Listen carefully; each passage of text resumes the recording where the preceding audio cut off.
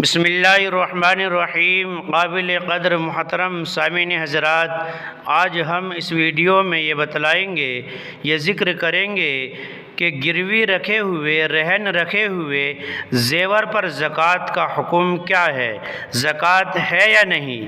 ہمارے یہاں بعض وہ حضرات جن کو کہیں سے قرض نہیں ملتا، وہ اپنا زیور مسلم فنڈ یا بیت المال میں رکھ کر قرض لے لیتے ہیں۔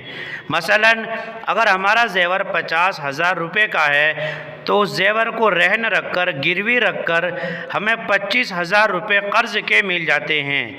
عرض یہ کرنا ہے، جب ہم اپنے مال کی زکوٰۃ کا حساب لگائیں تو کیا یہ زیور جو ہم نے مسلم فنڈ میں رکھا ہے اس کی قیمت بھی جوڑ لیں، اور جو زیور رکھ کر ہم نے قرض لیا ہے اس قرض کو کٹوتی کرا کر، کم کرا کر زکوٰۃ دیں، یا گروی رکھے ہوئے، رہن رکھے ہوئے زیور پر زکوٰۃ نہیں ہے؟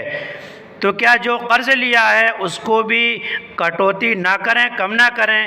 اس کے بارے میں شریعت کا کیا حکم ہے؟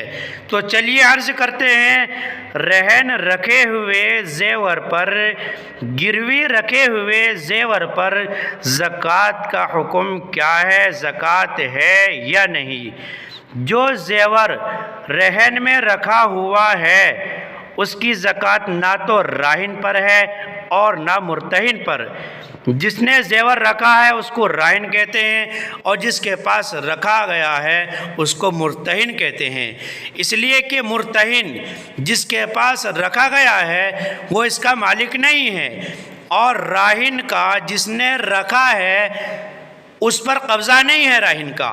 اس لیے لہٰذا اس میں سر دست تصرف کرنے یا اپنی مرضی سے واپس لینے کا حق نہیں رکھتا۔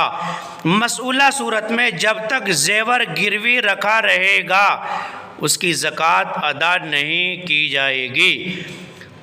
جب تک زیور گروی رکھا رہے گا مسئولہ صورت میں اس کی زکوٰۃ ادا نہیں کی جائے گی، اور راہن نے، زیور رکھنے والے نے جس نے سامان رکھا ہے اور راہن نے جو قرض لیا ہے اس کو اصل مال سے کم کر کے زکوٰۃ ادا کرے گا، کیونکہ قرض بہرحال قرض ہے، خواہ رہن کے بدلے میں ہو یا بلا رہن کے۔